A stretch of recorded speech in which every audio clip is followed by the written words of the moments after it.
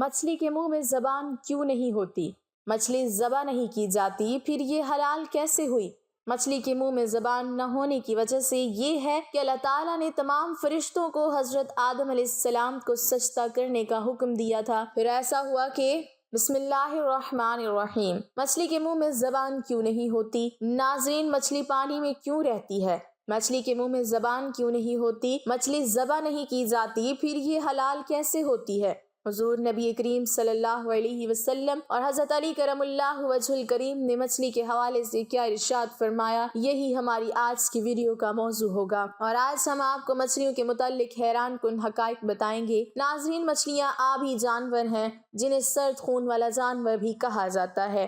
چھلکوں سے ڈھکا ہوا جسم اور پانی میں تیرنے کے لیے بنے خصوصی پر اور گل پھروں سے لیس مچھلیاں کھلے سمندر، تازے پانی، دریاؤں، جھیلوں سے لے کر پہاڑی جھرنوں، سمندر کی اتھاہ گہرائیوں میں پائی جاتی ہیں۔ مچھلی دنیا بھر میں انسانوں کی سمندری غذائی ضروریات پورا کرنے کے لیے نہایت اہم گردانی ہے۔ خواہ سمندروں یا کھلے آبی مقامات سے شکار کی جائے یا ان کی پرورش انسان کے بنائے ہوئے ماہر خانوں میں کی جائے۔ ناظرین، معروف کتاب مکاشفۃ القلوب کے صفحہ نمبر 159 میں لکھا ہے کہ اللہ رب العزت نے تمام جانوروں کے منہ میں زبان رکھی ہے، مگر واحد مچھلی ہے جس کے منہ میں زبان نہیں رکھی گئی۔ مچھلی کے منہ میں زبان نہ ہونے کی وجہ سے یہ ہے کہ اللہ تعالیٰ نے تمام فرشتوں کو حضرت آدم علیہ السلام کو سجدہ کرنے کا حکم دیا، تو اس موقع پر ابلیس نے سجدہ کرنے سے انکار کر دیا، تو اس موقع پر اللہ تعالیٰ نے اس سے مسخ شدہ صورت میں زمین پر پھینک دیا۔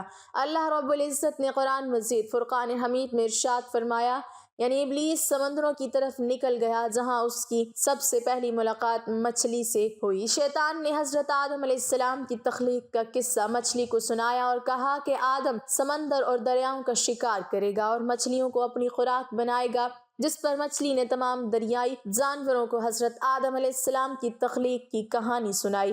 مچھلی کو یہ کہانی سنانے کی وجہ سے زبان جیسی نعمت سے اللہ پاک نے اسے محروم کر دیا۔ ایک دن ایک شخص حضرت علی کرم اللہ وجہ الکریم کی خدمت میں حاضر ہوا اور پوچھنے لگا کہ ہر جانور کے منہ میں زبان ہوتی ہے مگر مچھلی کے منہ میں زبان کیوں نہیں ہوتی، اور مزید یہ کہ مچھلی صرف پانی میں ہی کیوں رہتی ہے۔ حضرت علی کرم اللہ وجہ الکریم نے ارشاد فرمایا کہ اللہ نے مچھلی کے منہ میں زبان بھی دی تھی اور اس کو یہ طاقت بھی دی تھی کہ خشکی پر چل سکے، مگر افسوس کہ اس نے خود پر ظلم کیا اور اللہ کی ان نعمتوں سے محروم ہو گئی۔ وہ شخص کہنے لگا کہ کون سا ظلم؟ تو حضرت علی کرم اللہ وجہ الکریم نے فرمایا، جب اللہ نے آدم علیہ السلام میں روح پھونکی اور یہ حکم دیا کہ ہر فرشتہ حضرت آدم علیہ السلام کو سجدہ کرے، تو تمام فرشتوں نے حضرت آدم علیہ السلام کو سجدہ کیا، مگر ابلیس نے انکار کر دیا اور کہنے لگا کہ میں آدم سے بہتر ہوں، اور کہنے لگا کہ اللہ نے مجھے آگ سے پیدا کیا اور آدم کو مٹی سے، میں کیوں سجدہ کروں؟ اللہ کی نافرمانی کا مرتکب ہوا اور یہ کہنے لگا کہ میں آدم سے بہتر ہوں۔ اس جرم کی وجہ سے ابلیس کو جنت سے نکال دیا گیا اور وہ بدصورت بنا کر زمین پر گرا دیا گیا۔ ابلیس حسد اور نفرت کے ساتھ چیخنے لگا اور سب کو بتانے لگا کہ انسان زمین میں سب پر ظلم کرے گا۔ اس وقت مچھلیاں زمین پر چلا کرتی تھیں، ان کے منہ میں زبان بھی ہوا کرتی تھی۔ شیطان نے سب سے پہلی مچھلیوں کو بھڑکایا اور کہا کہ انسان جب زمین پر آئے گا تو اپنا پیٹ بھرنے کے لیے تمہیں زندہ خنجر سے کاٹے گا۔ مچھلی نے جب یہ سنا تو سمندر میں ہر ایک آبی جانور کو انسان کے خلاف بھڑکانے لگی، تو یوں اللہ رب العزت نے مچھلی کے منہ سے زبان کو غائب کر کے اس کے منہ میں وبال پیدا کر دیا۔ یہ بات کتاب مکاشفۃ القلوب کے صفحہ نمبر 159 پر موجود ہے۔ یہ حکم نافذ کر دیا گیا کہ کوئی انسان تمہیں زندہ نہیں کاٹے گا، بلکہ تمہاری حد ہم نے پانی تک محدود کر دی ہے۔ تم جب بھی پانی سے باہر نکلو گی خود ہی تڑپنے لگو گی، اسی لیے مچھلیاں جب پانی سے جدا ہوتی ہیں تو تڑپنے لگتی ہیں اور ان کا سارا خون ان کے گلے میں آ کر اکٹھا ہو جاتا ہے۔ یہی وجہ ہے کہ مچھلی کو ذبح نہیں کیا جاتا۔ کسی بھی جانور کو ذبح کرنا اس لیے واجب ہے کہ جانور کا سارا خون گوشت سے الگ ہو کر بیٹھ جائے۔ اللہ رب العزت نے مچھلی پر یہ قانون نافذ کر دیا کہ وہ پانی سے جدا ہو کر تڑپنے لگتی ہے اور اس کا سارا خون اللہ کے حکم سے اس کے گلے میں آ کر جمع ہو جاتا ہے، اور اسی وجہ سے مچھلی کا گوشت خون سے پاک ہو جاتا ہے۔ احناف کے نزدیک سمندری مخلوق میں سے صرف مچھلی کا کھانا حلال ہے۔ مچھلی کے علاوہ کسی اور سمندری جانور کا کھانا جائز نہیں ہے۔ بس سمندر مخلوقات میں سے صرف مچھلی حلال ہے، اور مچھلی کے انواع اقسام میں مچھلی کے ماہرین کی رائے معتبر ہے کہ وہ مچھلی ہے یا نہیں۔ اہل اللسان اور اہل لغت کے بعد آخری رائے ماہرین ہی دے سکتے ہیں، لہٰذا سمندری مخلوقات کی جو قسم اہل لغت اور ماہرین کے مطابق مچھلی کی قسم ٹھہرائے گی صرف وہ حلال ہوگی، اور جو مچھلی کی اقسام میں سے نہیں ہوگی وہ حلال نہیں ہوگی۔ لہٰذا یہ سوال بنتا ہی نہیں کہ مچھلی کی کون سی قسم حرام ہے۔ بہرحال اگر ماہرین کہیں کہ یہ مچھلی ہے تو وہ حلال ہے۔ بعض اوقات سمندر میں سانپ بھی موجود ہوتے ہیں جنہیں کچھ ماہرین مچھلی کہتے ہیں اور کچھ سانپ کہتے ہیں۔ ناظرین، صحیح بخاری کی حدیث نمبر 3029 میں یہ ذکر موجود ہے کہ حضرت عبداللہ ابن سلام رضی اللہ تعالی عنہ کو جب رسول کریم صلی اللہ علیہ وسلم کے مدینہ تشریف لانے کی خبر ملی تو وہ آپ کی خدمت میں آئے اور کہا کہ میں آپ سے 3 چیزوں کے بارے میں پوچھوں گا جنہیں نبی کے سوا اور کوئی نہیں جانتا۔ قیامت کی سب سے پہلی علامت کیا ہے؟ وہ کون سا کھانا ہے جو سب سے پہلے جنتی کو کھانے کے لیے دیا جائے گا؟ اور کس چیز کی وجہ سے بچہ اپنے باپ کے مشابہ ہوتا ہے؟ آپ صلی اللہ علیہ وسلم نے فرمایا کہ جبریل نے ابھی مجھے آ کر اس کی خبر دی ہے۔ اس پر حضرت عبداللہ رضی اللہ تعالی عنہ نے کہا کہ ملائکہ میں تو یہی یہودیوں کے دشمن ہے۔ حضرت صلی اللہ علیہ وسلم نے فرمایا قیامت کی سب سے پہلی علامت ایک آگ کی صورت میں ظاہر ہوگی جو لوگوں کو مشرق سے مغرب کی طرف ہانک کر لے جائے گی، اور سب سے پہلا کھانا جو اہل جنت کی دعوت کے لیے پیش کیا جائے گا وہ مچھلی کی کلیجی کے اوپر جو ٹکڑا لٹکا رہتا ہے وہ ہوگا۔ اور بچے کی مشابہت کا جہاں تک تعلق ہے تو جب مرد عورت کے قریب جاتا ہے اس وقت اگر مرد کا اخراج پہل کر جاتا ہے تو بچہ اسی کی شکل و صورت پر ہوتا ہے، اور اگر عورت کی پہل کر جائے تو بچہ عورت کی شکل و صورت پر ہوتا ہے۔ یہ سن کر حضرت عبداللہ ابن سلام رضی اللہ تعالی عنہ بول اٹھے کہ میں گواہی دیتا ہوں کہ آپ اللہ کے رسول ہیں۔ ناظرین، دین اسلام کے حوالے سے مچھلی انتہائی اہم جانور ہے جس کا اسلام کے کئی واقعات میں ذکر موجود ہے۔ جس طرح حضرت موسیٰ علیہ السلام اور حضرت خضر علیہ السلام کے واقعات میں بھی مچھلی کا ذکر ملتا ہے، اسی طریقے سے حضرت سلیمان علیہ السلام کے حوالے سے بھی مچھلی کے واقعات موجود ہیں، اور اسی طرح نبی کریم صلی اللہ علیہ وسلم کی مبارک احادیث میں بھی مچھلی کا ذکر موجود ہے۔ حضرت سلیمان علیہ السلام اللہ تعالیٰ کے برگزیدہ نبی تھے۔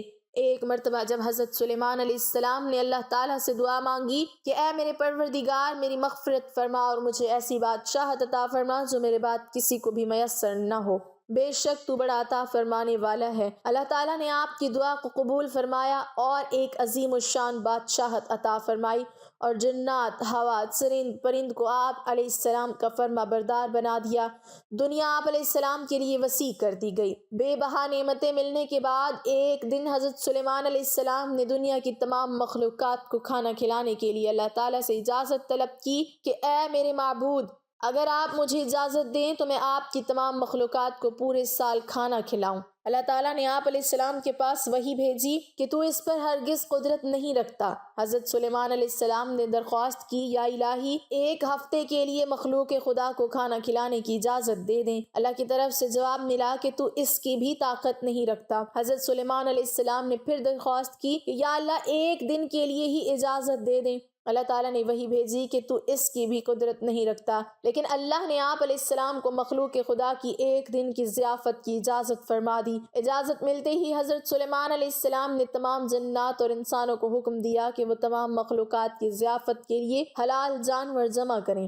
آپ علیہ السلام کا حکم ملتے ہی جنات اور انسانوں نے تمام حلال جانوروں کو ذبح کر کے بڑی بڑی دیگیں تیار کر دیں۔ اللہ کے نبی کی طرف سے مخلوق خدا کے لیے یہ اتنی بڑی ضیافت تھی کہ جس کا تصور کرنا بھی مشکل ہے۔ جنات نے پکے ہوئے کھانوں کو جب بڑے بڑے جنگلوں میں پھیلا دیا تو ان کی لمبائی اور چوڑائی 1 مہینے کی مسافت کے برابر بن گئی۔ پکوانوں کو تازہ رکھنے کے لیے حضرت سلیمان علیہ السلام نے ہوا کو حکم دیا کہ کھانے پر چلتی رہے تاکہ کھانا خراب نہ ہونے پائے۔ جب کھانا کھلانے کا وقت آیا تو اللہ تعالیٰ نے حضرت سلیمان علیہ السلام پر وحی بھیجی، اے سلیمان، تو مخلوقات میں سے کس سے دعوت شروع کرے گا؟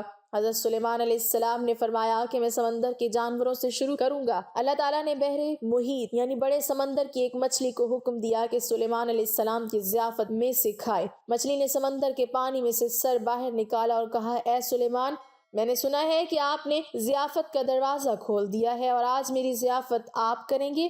حضرت سلیمان علیہ السلام نے فرمایا، ایسا ہی ہے، اور اب تو کھانا شروع کر۔ یہ سن کر مچھلی آگے بڑھی اور دسترخوان کے ایک سرے سے کھانا شروع کر دیا۔ مچھلی نے ایک ہی ساتھ میں مہینوں مسافت تک پھیلا ہوا کھانا کھا لیا، لیکن اس کا پیٹ مکمل طور پر بھر نہ سکا۔ اس نے آواز لگائی، اے سلیمان، مجھے کھانا کھلاؤ تاکہ میری بھوک ختم ہو سکے۔ یہ منظر دیکھ کر حضرت سلیمان علیہ السلام نے حیرانگی سے فرمایا، تو سب کچھ کھا گئی ہے اور ابھی بھی تیرا پیٹ نہیں بھرا؟ یہ سن کر مچھلی بولی، کیا مہمان کے لیے میزبان کا ایسا جواب ہوتا ہے؟ اے سلیمان، خوب جان لیں کہ جتنا کھانا آپ نے پکوایا ہے اتنا میرا اللہ مجھے دن میں 3 مرتبہ دیتا ہے، جبکہ آج آپ علیہ السلام کی ضیافت میرے روزمرہ کھانوں میں کمی کی وجہ بن گئی ہے۔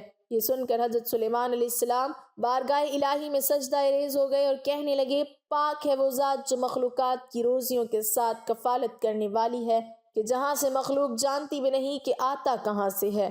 حضرت سلیمان علیہ السلام کے اس واقعے سے یہ بھی پتہ چلتا ہے کہ دنیا بھر میں انسانوں سمیت پائی جانے والی تمام مخلوقات، خواہ وہ ایک ننھی سی چونٹی ہو یا سمندر کی دیو ہیکل وہیل مچھلی، سب کا رازق اللہ تعالیٰ ہی ہے۔ وہ پتھر میں چھپے کیڑوں کو کس طرح اور کیسے رزق دیتا ہے، یہ اسی کی حکمت و طاقت ہے۔ اللہ کی تمام مخلوق بھوکی اٹھتی ضرور ہے، لیکن میرا رب کسی کو بھوکا سونے نہیں دیتا۔ سبحان اللہ۔ کالم لکھتے ہوئے کوئی غلطی ہو گئی ہو تو اللہ سے معافی کی طلبگار ہوں۔ اللہ تعالیٰ ہمیں دین کی مکمل سمجھ نصیب فرمائے اور ہمیں ایمان کی دولت سے مالا مال کرے، آمین۔ ناظرین، کمنٹ باکس میں اللہ تعالیٰ کے 99 ناموں میں سے ایک نام ضرور ٹائپ کریں۔